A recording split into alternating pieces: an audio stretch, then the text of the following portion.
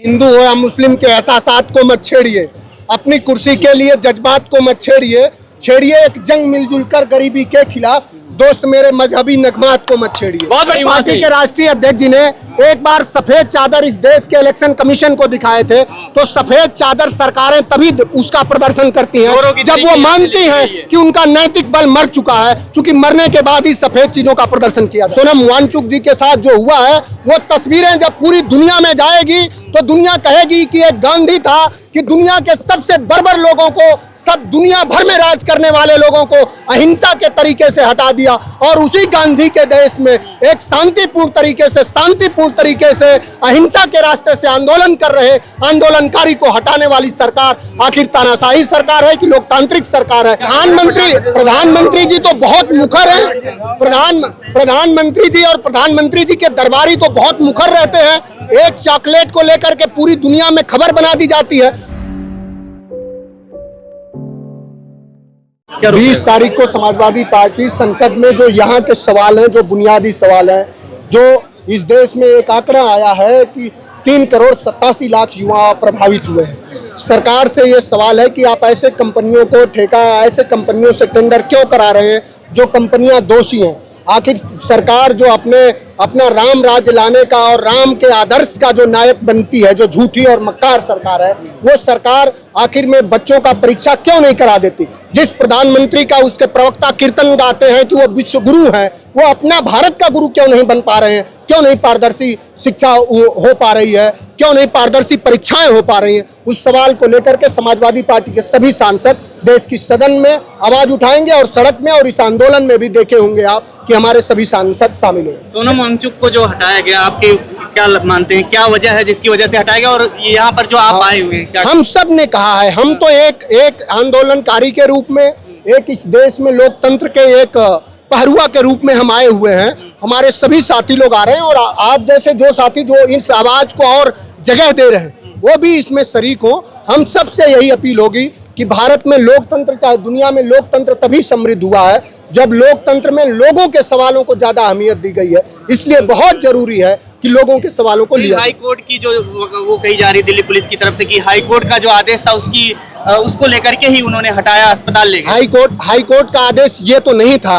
कोई भी कोर्ट संवेदना का कोई भी आदेश देती है। हाई कोर्ट ने ये तो नहीं कहा कि बर्बरता से उन्हें उठा लीजिए, पुलिसिया दमन के आधार पर उन्हें उठा लीजिए। हाई कोर्ट ने कहा होगा तो निश्चित रूप से यहाँ कोई चिकित्सक आता, वो घोषणा करता कि नहीं, इनको अस्पताल की जरूरत है, इनके जान को खतरा है। तो जितने सारे यहाँ कई हजार और लाखों लोग दिख रहे हैं, मुझे पूरा भरोसा है कि सब लोग कहते हैं कि यदि उनके जान को खतरा हो जाए तो संवाद के जरिए उनको आराम से अस्पताल ले जाया जा सकता है। लेकिन सरकार ने यह दिखाया कि हमें लोगों के सवालों से मतलब नहीं है, हम दमनकारी सरकार। अभिजीत दीपके पर अभी इंक फेंका गया, एक महिला ने इंक फेंक दिया। इस तरीके की चीजें हो रही हैं, क्या कहेंगे जो लोग यहाँ पर घुसकर? आप याद करिए, एक समय यह था कि इस देश में जब अंग्रेजों की सरकार थी, तो जब भगत सिंह जैसे लोग, अशफाक साहब, रोशन सिंह जैसे लोगों ने जब सवाल उठाया तो उन्हें भी राष्ट्रद्रोही कहा गया, उनको भी जेल भेजी गई, उनको भी यातनाएं दी गई। तो जब लोकतंत्र गिरवी है, उसके स्वतंत्र कराने की बात आएगी तो इस तरह की ज्यादतियां सहनी पड़ेंगी। लेकिन हमें कभी भी ज्यादतियों के खिलाफ हिंसा का रुख नहीं अख्तियार करना है। शांतिपूर्ण तरीके से हमें आंदोलन करना है, और ये भारत की परंपरा रही है कि असहमतियों और अहिंसा के साथ बड़े से बड़े तानाशाह को अपदस्थ किया गया है, और ये भी तानाशाह को अपदस्थ कर देंगे।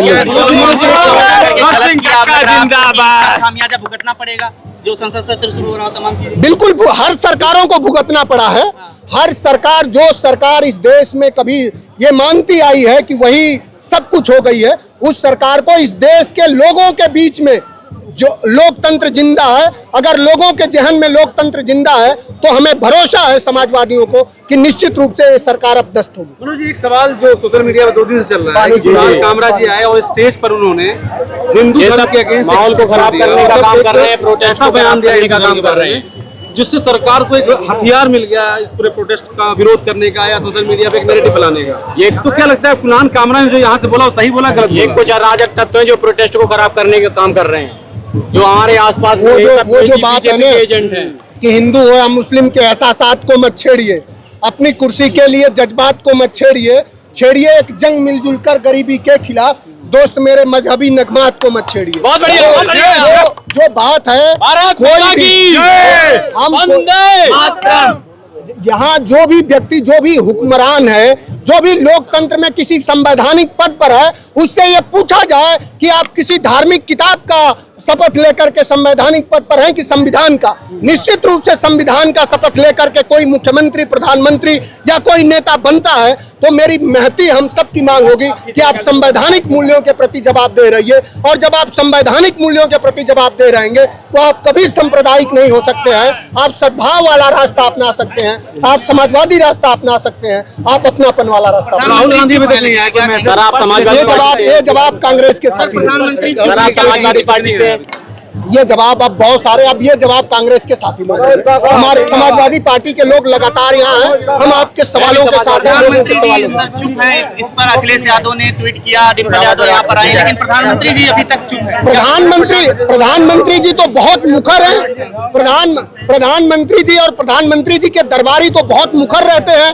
एक चॉकलेट को लेकर के पूरी दुनिया में खबर बना दी जाती है और प्रधानमंत्री जी से सवाल करने वाले हम उन्हीं के लोग हैं, हमारे चुने हुए प्रधानमंत्री हैं। तो अपने लोगों के सवालों पर क्यों चुप है, ये तो बड़ी बात है। वही प्रधानमंत्री जी 14 से पहले कहते थे कि ये पूरा दोष, पूरी व्यवस्था मनमोहन सिंह की है, तो आज नरेंद्र मोदी का पूरी व्यवस्था है, वो क्यों नहीं जवाबदेह है? लोकतंत्र हमेशा जवाबदेही से चलता है। अगर प्रधानमंत्री जी चुप हैं तो निश्चित रूप से वो मौन स्वीकृति स्वीकार रहे हैं कि उनसे गलतियां हुई हैं। अगर उनसे गलतियां हुई हैं तो धर्मेंद्र प्रधान को इस्तीफा दे देना। चुनावी रैलियां कर रहे हैं, पंजाब जा रहे हैं, तमाम जगहों पर जा रहे हैं। चुनावी रैलियों के तो माहिर हैं, आप जान रहे हैं। चुनावी रैलियों से तो लोगों को और बरगलाया जा सकता है, उनको हटाया जा सकता है। मुद्दों की बात क्यों नहीं प्रधानमंत्री जी कर रहे हैं?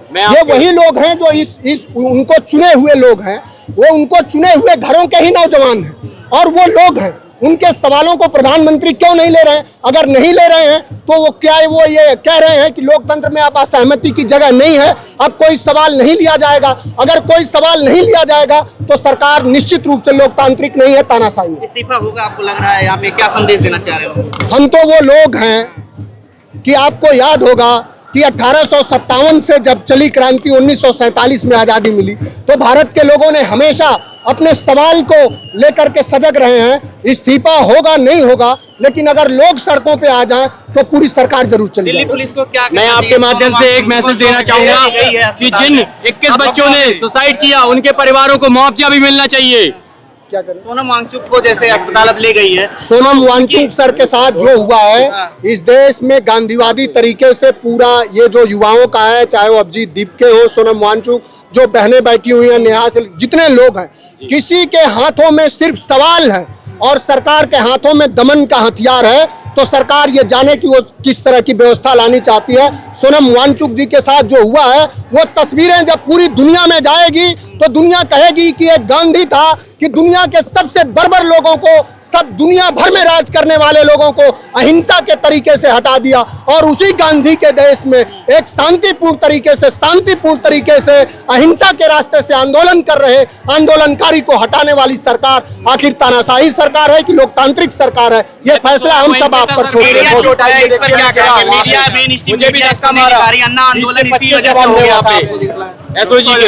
और मेन स्ट्रीम मीडिया के कभी आप महलों में जाइए, हजार करोड़ रुपए के उनके पूरी व्यवस्था है, तो आप जैसे सामान्य लोग भी बात करें तो इसी को हम बड़ा मानते हैं। हमेशा कम संसाधन के लोग और जिनमें साधना की शक्ति हो, संसाधन की बात नहीं है, जिनमें साधना हो, और हम सबको पूरा भरोसा है कि इस देश के आम लोगों में, नौजवानों में, माताओं में, गरीबों में, किसानों में साधना की जो शक्ति है वो वैभव विलासी लोगों से, सरकार से ज्यादा है। आपकी शक्ति निश्चित रूप से सरकार को ठिकाने लगाएगी और ये सरकार अपदस्त होगी। संसद जो मार्च हो रहा है 20 तारीख को, क्या हो पाएगा? आपको मैंने 1000 बार ये बात कही है कि वो जो बात है ना कि पुलिस की मार सबसे खतरनाक नहीं होती, और जो सबसे खतरनाक होता है वो घर से निकलना, काम पर जाना, काम से निकल के घर पर आना। सबसे खतरनाक होता है हमारे सपनों का मर जाना। तो 20 तारीख को भारत के लोग और उनकी लोकतांत्रिक चेतना जिंदा है और लोग आएंगे और शांतिपूर्ण तरीके से आंदोलन चलेगा। सफेद चादर जो ढोड़ा गया, उस सफेद चादर के पीछे क्या छुपाना चाहते सफेद चादर पर हमारे पार्टी के लात भी लगाई गई, हमारे उनको लात मारी हमारे गई वहाँ पार्टी से। के राष्ट्रीय अध्यक्ष जी ने एक बार सफेद चादर इस देश के इलेक्शन कमीशन को दिखाए थे। तो सफेद चादर सरकारें तभी उसका प्रदर्शन करती चोरों हैं की जब वो तरीके से मानती ले हैं रही है। कि उनका नैतिक बल मर चुका है, क्योंकि मरने के बाद ही सफेद चीजों का प्रदर्शन किया जाता है। उठा सकती है धरने को, इस धरने को उठा सकती है पुलिस। 20 तारीख को पूरे देश के नौजवानों से, किसानों से, सबसे हमारी अपील है कि यदि आप चाहते हैं कि भारत में लोकतंत्र जिंदा रहे, आपके सवाल जिंदा रहे, आपके घर से निकले हुए नौजवानों को रोजगार मिले, बेटियों को सुरक्षा मिले, देश की सरहदें सुरक्षित हो, तो 20 तारीख को इस आंदोलन में भारी से भारी संख्या में अपना शांतिपूर्ण शरीक होकर के सहमति प्रदान करिए। धन्यवाद। और तंग कर दिए जंतर मंतर के, आपने देखा नहीं? वो तंग होता रहेगा, लोगों का मन तंग नहीं होता। खबरों में बने रहने के लिए फोरम 4 को सब्सक्राइब करें और नोटिफिकेशन पाने के लिए बेल आइकन दबाएं।